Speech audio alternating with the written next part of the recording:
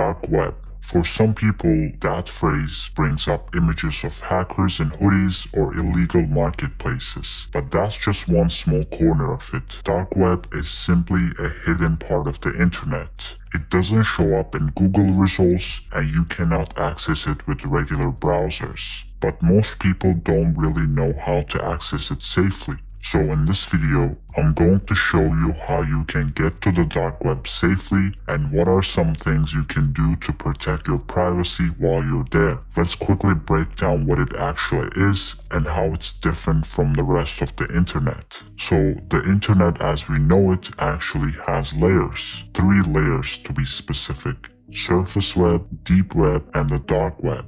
The surface web is the regular stuff like Instagram, YouTube, and Reddit. These are all indexed and searchable with Google or any other traditional search engine. The deep web is anything behind a login screen. You can think of your Gmail inbox, your cloud storage, academic databases, private records, stuff that you can't just stumble onto. And then we have the dark web, which is a hidden section of the internet that doesn't use typical domain names like .com. Instead, it uses .onion domains, and you can only access them using special tools, mainly the Tor browser, which we will get into in a bit. Contrary to popular opinion, the dark web isn't all about illegal stuff. Just like the surface web, it's a mix. It depends where you go and what you do.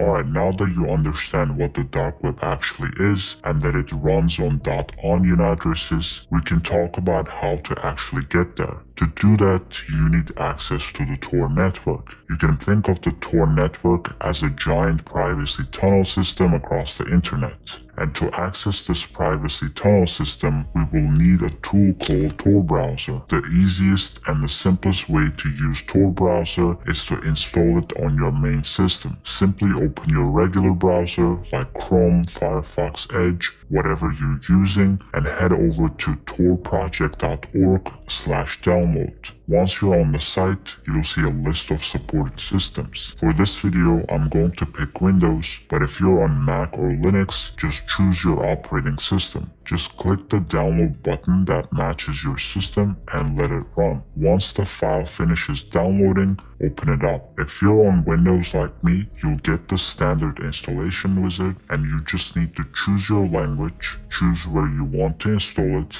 and finally click install and let it do its thing.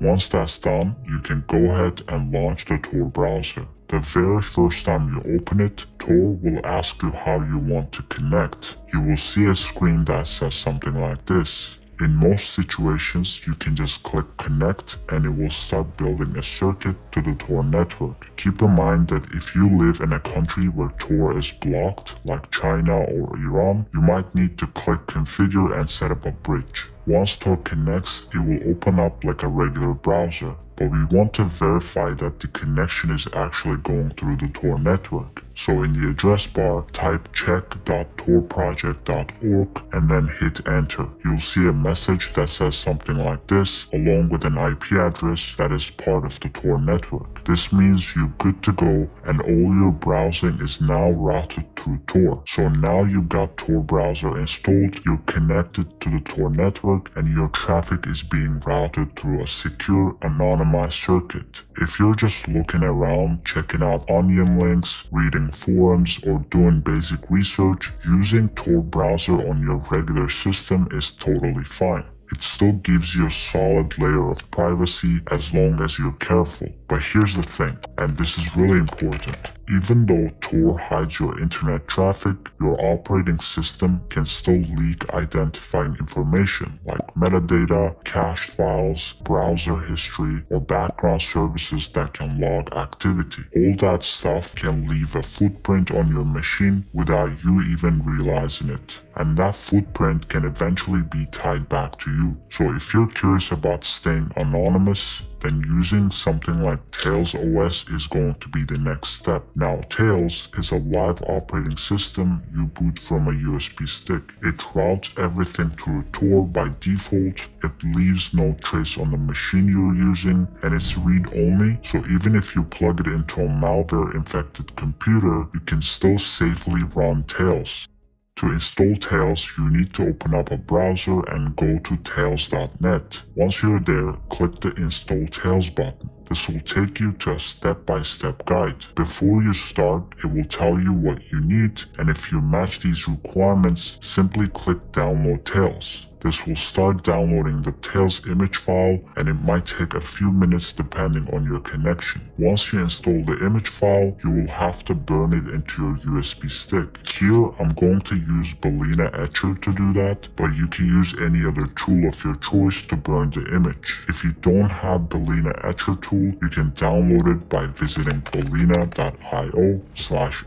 and download the right version for your operating system. Once you install this tool, simply run it and then you will see a window that looks like this. So here, simply click Flash from File and select the Tails image file you just downloaded earlier. Next, plug in your USB stick, then click Select Target and choose it from the list. And finally, click Flash to burn the image into the USB stick. Keep in mind that anything on the USB stick will be wiped, so if you have anything important on it, make sure to save it somewhere safe. This process usually takes about 5 to 10 minutes, but once it's done, you can safely remove the USB stick. Alright, now everything is ready. We want to simply run Tails we just burned on the USB stick. And to do this, you need to shut down your computer completely and make sure the USB stick is plugged in, and then turn your computer back on and enter the boot menu. And to get on the boot menu, on most computers you will press a key like F12, F9, Escape, or Delete during startup. You might see a prompt like press for boot options or BIOS, so try to hit that key fast. Depending on your system, it will look different, but the general idea is to change the boot order and make sure the USB with the Tails is the first one to boot into instead of your main hard drive. If everything goes right, you'll see the Tails boot screen pop up. You can simply choose the default options and then hit Start Tails. Give it some time to load and then choose your connection type to Tor network. After all this, you will now have a fully anonymous, privacy-focused environment. Everything you do here is going to be routed through Tor, leaves no trace on your computer, and resets after every shutdown. You can now browse Onion sites with real operational security without your main operating system tracking anything in the background. Alright, we're almost there. We've set up everything. Tails OS is running. We know that all traffic is going through the Tor network, and most importantly, we know that everything will be wiped clean the moment we shut down the system. But we still want to increase our protection a little bit more, and the reason is that the dark web is a place where privacy and protection matter, not just from the sites you visit, but from any possible fingerprinting, leaks, or malware that you come across. So even though Tails gives us a solid foundation, we still want to harden the browser a little bit more. By default, Tor browser is set to a balanced level of security, which tries to give you full functionality without sacrificing too much. But you can safely push this higher, and to do this, you can simply click the shield icon and then click Settings, and then here you will see 3 options: Standard, Safer, and Safest. For most users, I recommend going with Safer, which gives you extra protection without completely breaking every website. But if you're going deep into more sensitive or dangerous pages, then you probably need to switch it to the safest. This will make sites look a bit broken, but the trade-off is going to be worth it. Alright, now we're actually ready to start browsing the dark web safely. But here comes the obvious question: where do you even find these onion sites? The thing is, onion sites are not indexed like regular websites. You won't find them by just Googling around,